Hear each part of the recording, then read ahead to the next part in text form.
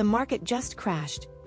Your account is down 5 figures in a week, and your thumb is already on the sell button, every nerve screaming to get out before it gets worse. Don't touch it. That single click is about to become the most expensive thing you will ever do with your money. Here is what that click actually does.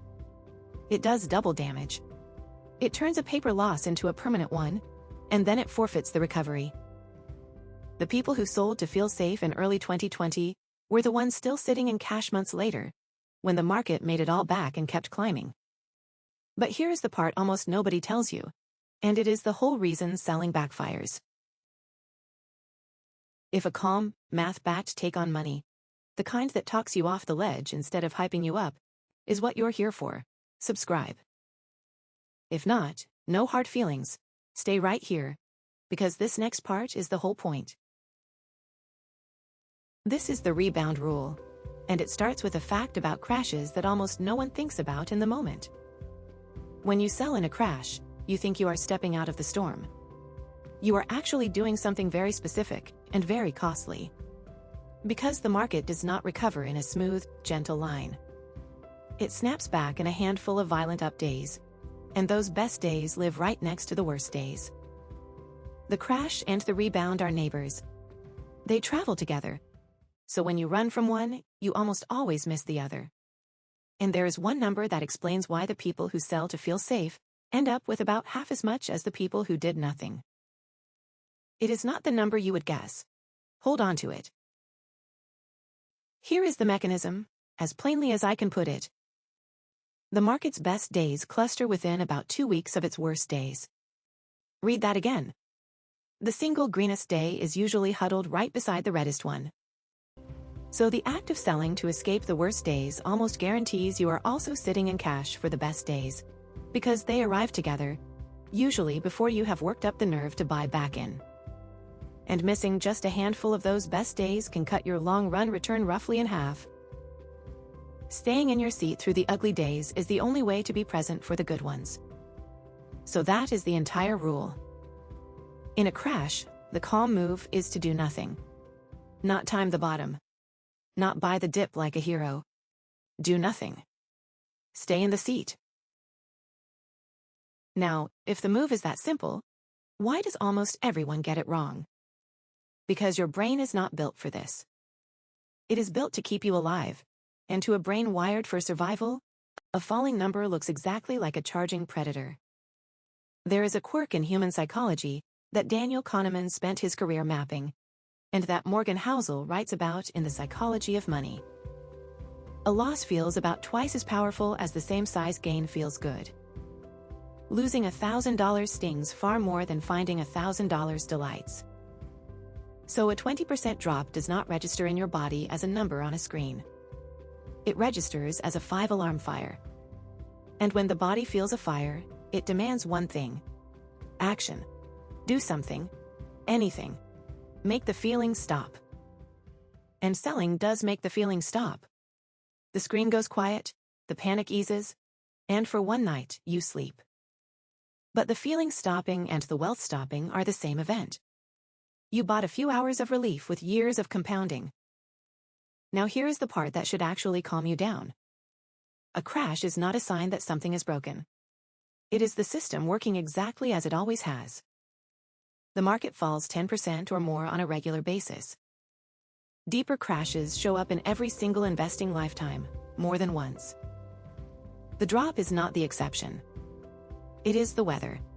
It has always rained, and the people who built real wealth did not run inside and sell the house every time the sky went dark. They expected the storm, and they stayed.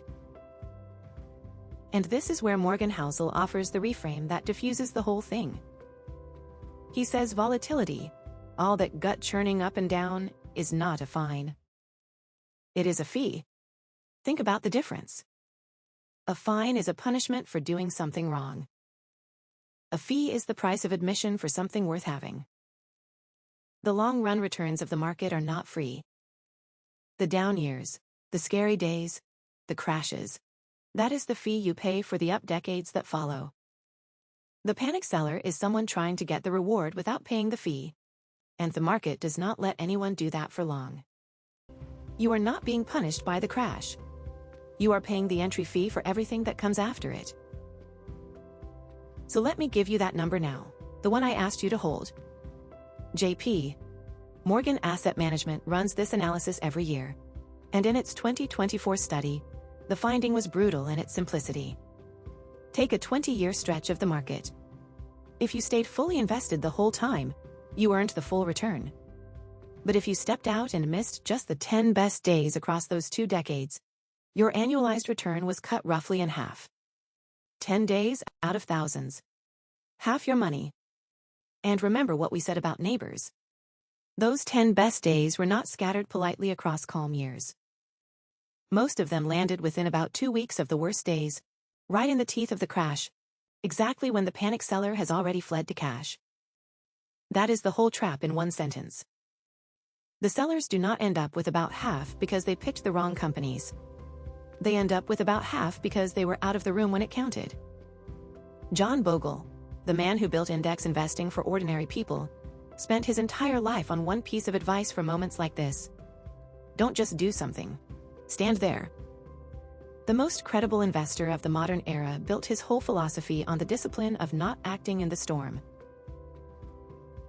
So here is the one move, and I am going to make it boring on purpose, because boring is what survives a panic. The move is this. Decide, right now, today, while the sky is clear, that the next time the market crashes, you will not sell. Make that decision in advance, in writing, so that the scared version of you in the middle of the storm never gets a vote. Because the you listening calmly today is a wiser money manager than the you who will be staring at a screen of red, heart-pounding, at 11 at night. Let me make it concrete with one person. Picture an investor, the version of you on the worst day. The market is down hard, her account is down 5 figures, and the urge to sell is roaring. Here's what the pre-commitment does for her. She does not negotiate with the panic. She closes the brokerage app. She writes one line on a piece of paper, the date 30 days from now, and tells herself she is not even allowed to look until then. And the automatic contribution she set up months ago, the one that buys a little every payday no matter what the headlines say, she leaves it running, quietly buying while everyone else is selling. That is it. No charts. No timing the bottom. No heroics. 30 days later she opens the app, and more often than not, the worst is already behind her, and she was there for the rebound because she never left the seat. The whole move fits on a sticky note. When the crash comes, close the app, and do not sell. So here is the whole of it. In a crash, selling does not protect your money. It locks in the loss and walks you out the door right before the rebound, because the market's best days hide right next to its worst. The calm move is not to be clever. It is to do nothing. To stay in the seat. So the next time the market drops and your thumb drifts toward that sell button, do one thing. Close the app and decide, before the fear arrives, that you will not sell. That single decision, made in advance, is worth more than any stock tip you will ever hear. Volatility is the price you pay for everything that comes after it. Not a fine. The entry fee. If a calm, math-backed take on money is what you come here for, subscribe, and keep one of these close. Calm investors. Build wealth with patience, not panic.